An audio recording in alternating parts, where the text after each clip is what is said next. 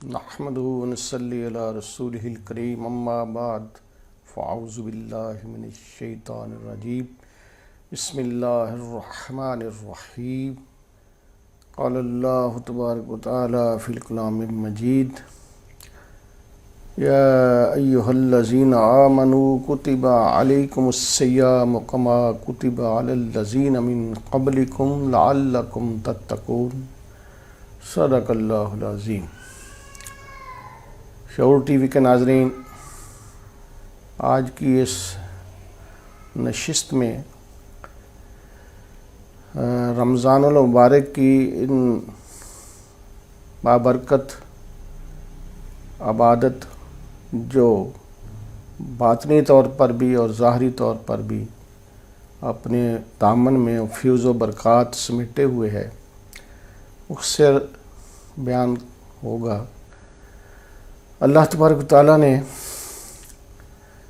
قرآن پاک میں جو ارشاد فرمایا کہ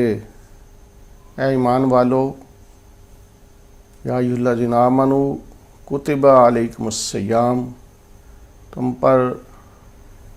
روزے فرض کیے گئے ہیں، کما کتب علی الذین من قبلکم، جیسا کہ تم سے پہلوں پر بھی یہ روزے فرض تھے، لعلکم تتقون، تاکہ تم پرہیزگار بن جاؤ۔ سورہ بقرہ کی آیت نمبر 183 183۔ حضرات گرامی، یہاں روزوں کی فضیلت، فرضیت اور اہمیت کا ذکر اور اس کے ثمرات کا ذکر آ رہا ہے، اور جیسے کہ میں نے کہا کہ ظاہری طور پر بھی اور باطنی طور پر بھی اس عبادت کا جو ثمر ہے وہ نہایت ہی اہم ہے، اور تمام عبادات میں اس کو خاص اہمیت حاصل ہے۔ ارکان دین کے حوالے سے اس کو تیسرا نمبر دیا جاتا ہے یا چوتھا دیا جاتا ہے۔ توحید و رسالت کے اقرار کے ساتھ ساتھ اس کا عملی مظاہرہ،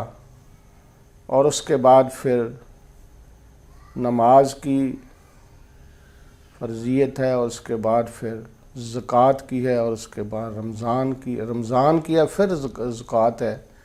تو لہٰذا عبادات کے حوالے سے اس کا تیسرا رکن بنتا ہے، لیکن اہمیت اور اس کی فیض و برکات کے حوالے سے دیکھیں تو یہ وہ عبادت ہے جس کو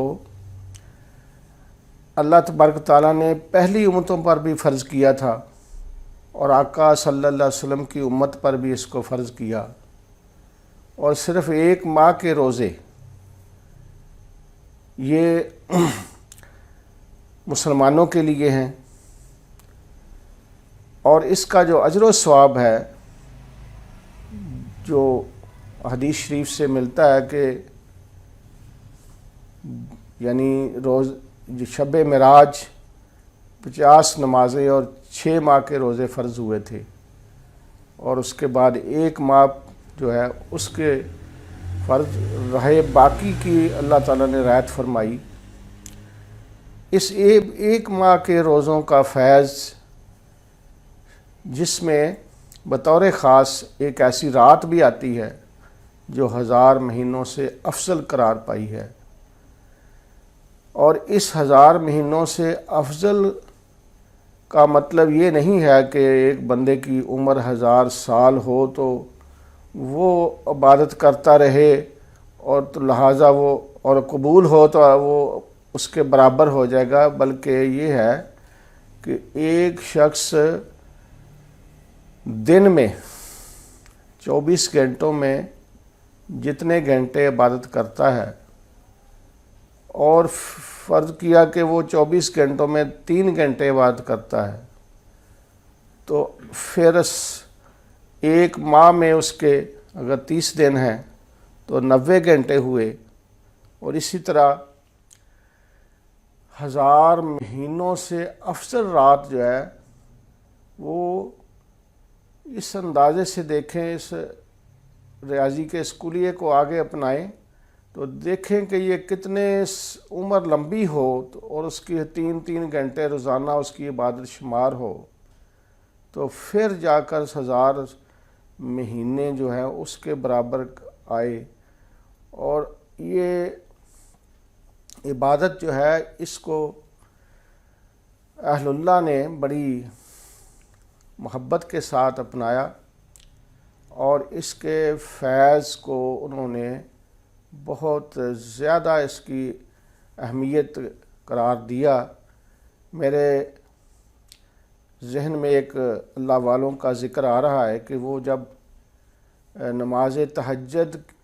کے جو باقاعدگی سے ادا کرتے تھے، مگر جب ان کی نماز کہیں نماز تہجد قضا ہو جاتی تھی تو وہ پھر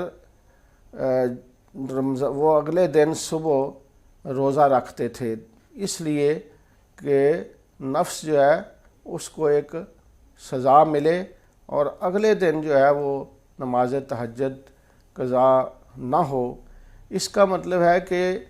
یہ ایسی عبادت ہے جو باقی عبادات کا بھی ایک معاونت کرتی ہے، یعنی باقی عبادات کی قبولیت جو ہے اس پر بھی اس کے گہرے اثرات ہیں۔ اب نماز ہے، نماز واضح ہے کہ تقوی اور پرہیزگاری کے بغیر نماز قبول نہیں ہوتی۔ متقی آدمی کی نماز جو ہے وہی اللہ کو قبول ہے، اور وہ متقی بننے کے لیے اللہ تعالیٰ ارشاد فرما رہے ہیں کہ یہ رمضان کے روزے میں نے تم پر اس لیے فرض کیے ہیں کہ تاکہ تم پرہیزگار بن جاؤ، گویا تمہیں طہارت نصیب ہو جائے اور تمہیں قلبی لطافت نصیب ہو جائے، اور اس قلبی لطافت کی وجہ سے تمہاری دیگر عبادات جو ہیں وہ بھی اللہ کی بارگاہ میں قبول ہو جائیں۔ اور اس پر جو اہل اللہ نے یہ بھی فرمایا ہے کہ یہ رمضان کے جو روزے ہیں یہ ضبط نفس کا بہترین ذریعہ ہیں، یعنی انسان کا نفس جو باغی ہوتا ہے اور سرکش ہوتا ہے تو اس کو لگام دینے کے لیے روزے جو ہیں بہت زیادہ کردار ادا کرتے ہیں، اور نفس کی شرارتوں اور سازشوں کا جو ہے علاج گویا اس عبادت میں رکھا گیا ہے، اسی لیے اس کو بہت زیادہ اہمیت دی گئی ہے۔ اگرچہ یہ سال میں 1 ماہ ہیں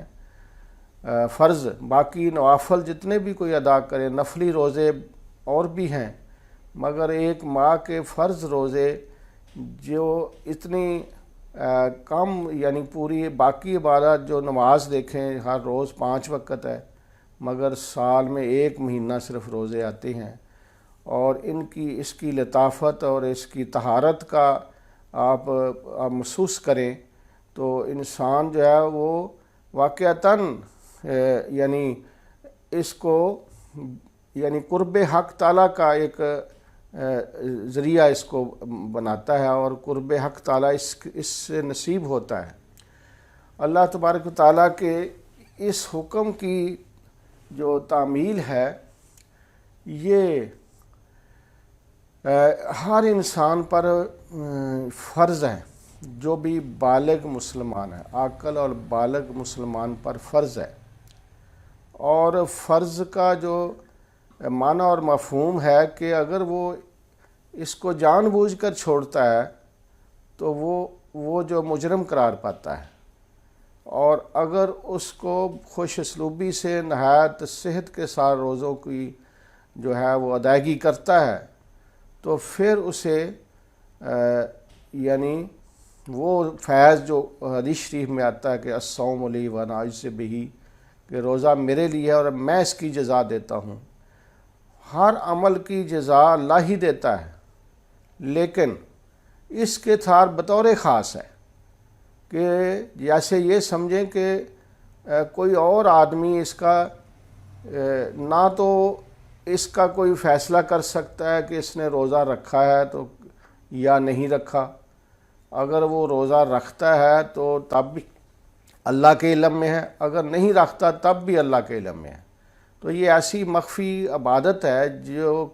جس میں ریاکاری نہیں آتی، جس میں کوئی دکھاوا نہیں آتا۔ اس لیے باقی اعمال جو ہیں وہ کوئی دیکھنے والا اس سے خوش ہو کر یا اس کی عبادات سے کچھ ایسے اثرات لیتا ہے، یا اس کے بارے ایسے اس کو جو ہے وہ اس کے بارے کوئی رائے قائم کرتا ہے، مگر یہ واحد عبادت ہے جس کا چونکہ کسی کو علم نہیں ہے، اس لیے اس کا اجر و ثواب ہے وہ بھی سوائے اللہ تعالیٰ کے کسی کے پاس نہیں ہے۔